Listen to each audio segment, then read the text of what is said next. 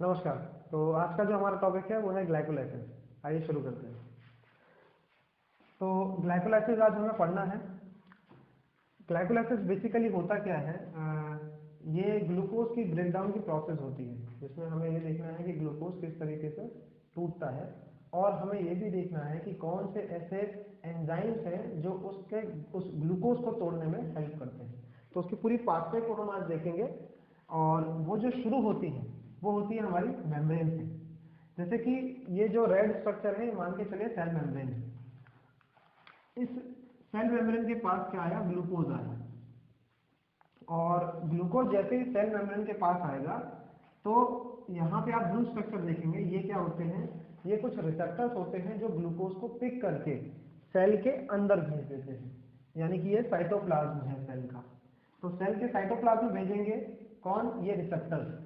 तो ये रिसेप्टर्स का नाम क्या है, इस रिसेप्टर्स का नाम है blood 2 receptors and blood 4 receptors.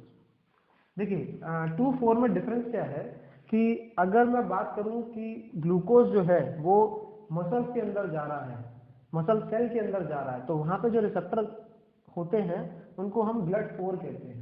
और अगर लिवर में जा रहा है तो उसे उस रिसेप्टर्स को हम बोलते हैं ब्लड 2 रिसेप्टर्स।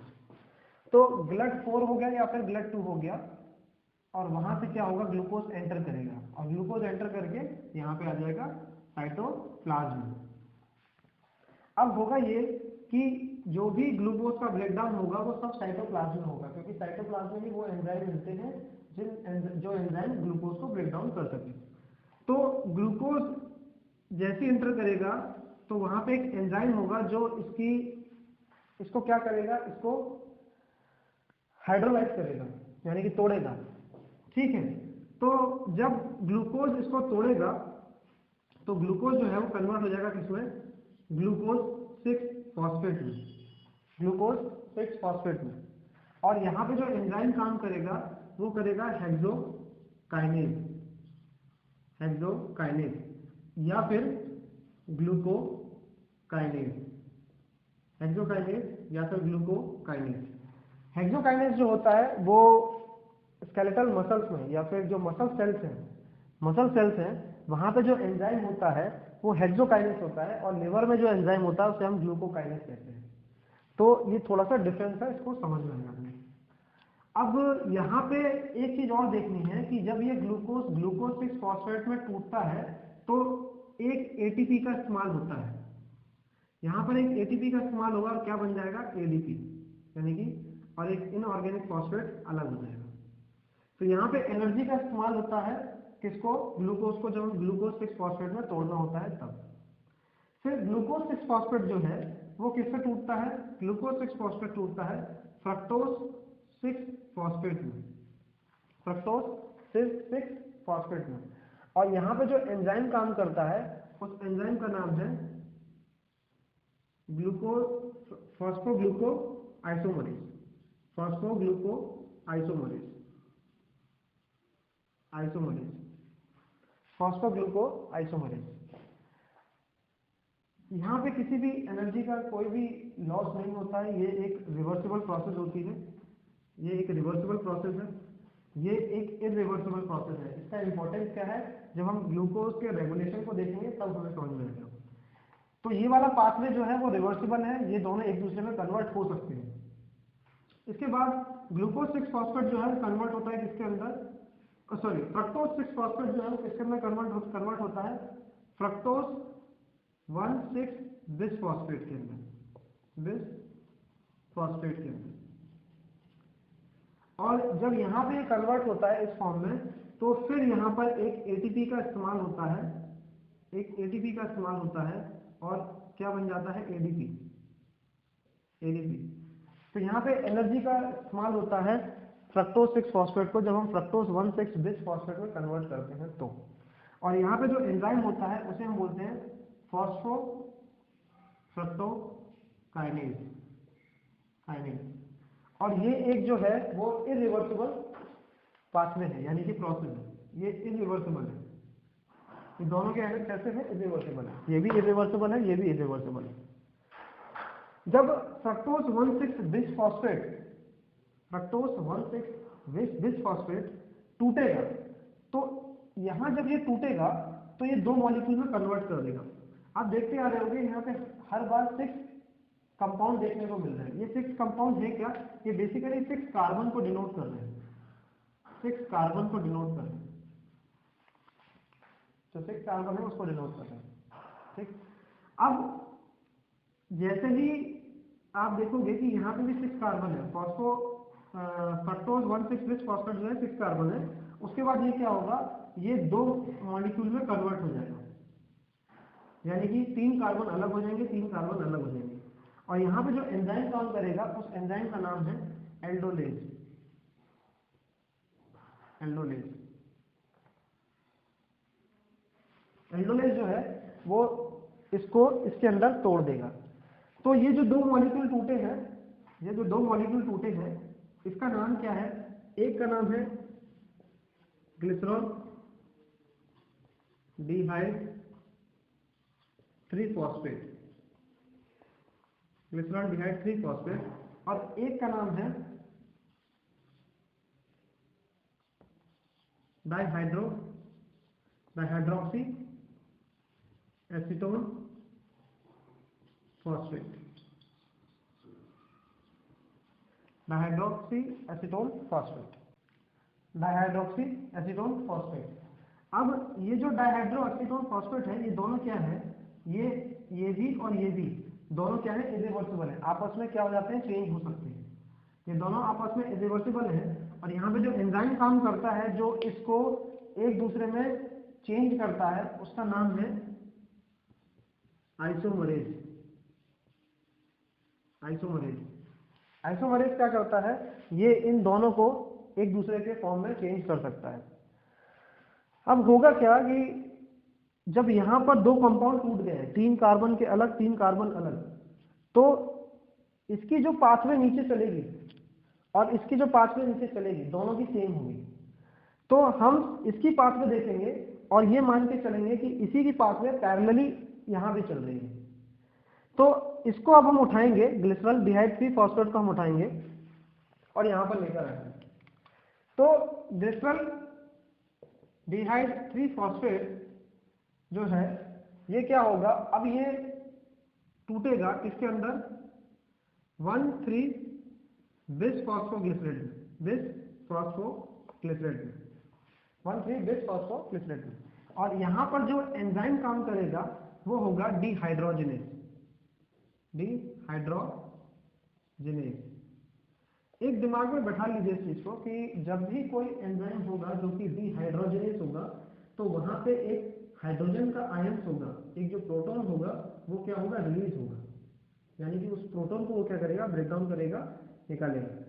तो यहाँ पे जो NAD होता है, NAD जो होता है, इसका जो फुल फॉर्म होता है वो होता है निकोटिनामाइड एडेनाइन डाइन्यूक्लियोटाइड।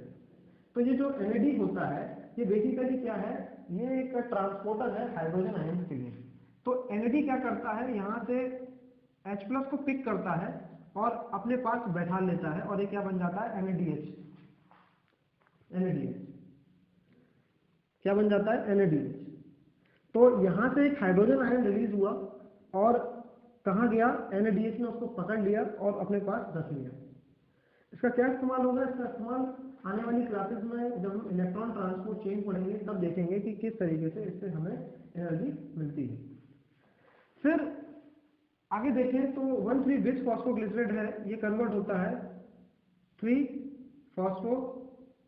बिस फॉस्फोग्लिसरेट में, 3 बिस फॉस्फोग्लिसरेट में। और यहाँ पर जो एंजाइम काम करता है, यहाँ पे जो एंजाइम काम करता है वो करता है आपका काइनेज। और इसका अगर पूरा नाम लिखें तो बेहतर रहेगा कि फॉस्फोग्लिसरेट काइनेज,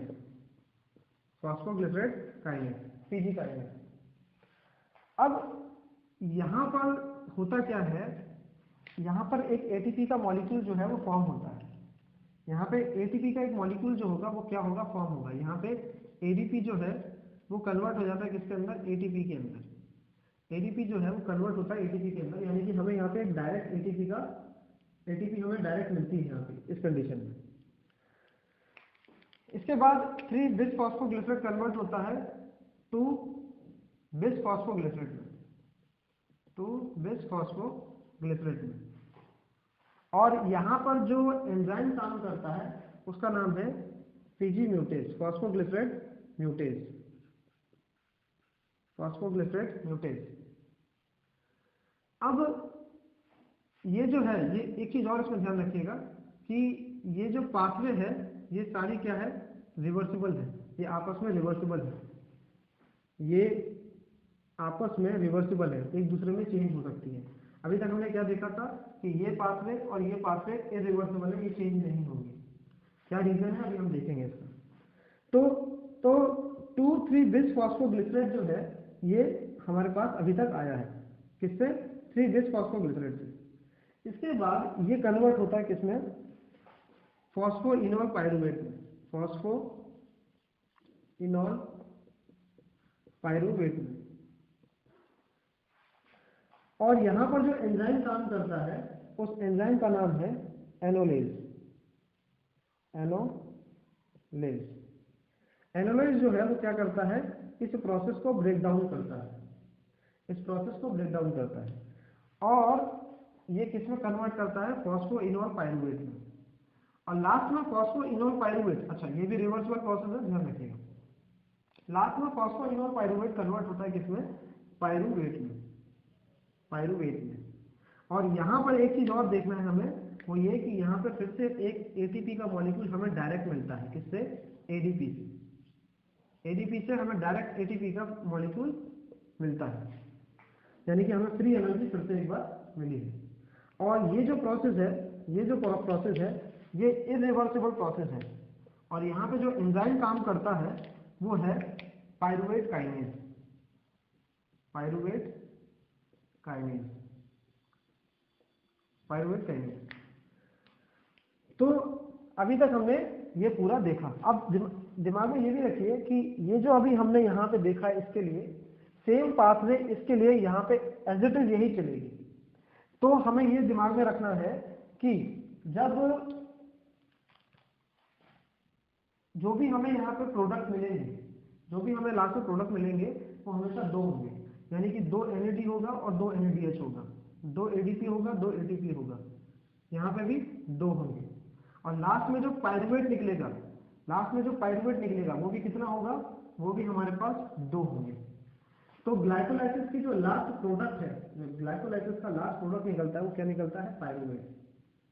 और आपने ये देखा होगा कि यहाँ पे कोई भी ऑक्सीजन का मॉलिक्यूल यूज नहीं हुआ, ना ही इसकी कोई प्रेजेंस है यहाँ पे। तो इसलिए ग्लाइकोलाइसिस जो है वो बेसिकली क्या है, एक एनएरोबिक प्रोसेस है, एक एनएरोबिक प्रोसेस है। अब ये चीज तो हमारी कंप्लीट हो गई है ना। अब थोड़ा सा एक बार रिमाइंड कर लेते हैं इसको, एक बार रिकॉल कर लेते हैं सभी को। ग्लूकोज टूटेगा ग्लूकोज 6 फॉस्फेट में, फिर ये टूटेगा फ्रक्टोज 6 फॉस्फेट में, फिर फ्रक्टोज 1,6 बिस फॉस्फेट में, फिर 2 मॉलिक्यूल में कन्वर्ट हो जाएगा, glycerol डिहाइड 3 phosphate, dehydroxy acetone phosphate में। ये दोनों एक साथ पैरेलली चलेंगे और एक दूसरे में रिवर्सिबल है। इसके साथ साथ यहाँ पर आइए, हमने ग्लिसरॉल डिहाइड 3 फॉस्फेट को उठाया यहाँ पे रख दिया, फिर ये जो है ये कन्वर्ट होगा किसमें, 1,3 बिस फॉस्फोग्लिसरेट में, 1,3 से 3 बिस फॉस्फोग्लिसरेट में, और फिर 2 बिस फॉस्फोग्लिसरेट में, उसके बाद फॉस्फोइनोल पायरुवेट और लास्ट में पायरुवेट। अब इसके अंदर आपको ये चीज ध्यान देनी है, देखिए हमें क्या क्या मिला, टोटल हम काउंट करते हैं, हमें क्या क्या मिला टोटल हम काउंट करते हैं। तो अगर हम बात करें टोटल एटीपी की, अगर हम बात करें टोटल एटीपी की, तो टोटल हमें कितनी एटीपी मिली है, 1 और यहाँ 1, तो 2 और 2 4, तो टोटल एटीपी कितनी मिली हमें, 4, टोटल 4 एटीपी मिली। टोटल NADH कितने मिले, टोटल NADH हमें कितने मिले, 2, तो NADH हमें टोटल कितने मिल रहे हैं, 2। अब एक चीज और देखना है कि ये तो हमने बोला कि टोटल हमें एटीपी कितने मिले, 4, बट एक्चुअल में हमें 4 एटीपी नहीं मिलते, हमें जो नेट एटीपी मिलता है, अगर हम नेट एटीपी की बात करें तो नेट एटीपी हमें 2 मिलता है, जिसको हम एक्चुअल में यूज करते हैं, एक्चुअल में काउंट करते हैं। अगर पूछा जाए कि ग्लाइकोलाइसिस में कितनी एटीपी हम टोटल कितनी एटीपी मिलती है, तो टोटल 4, लेकिन नेट एटीपी कितनी मिलती है, तो नेट 2।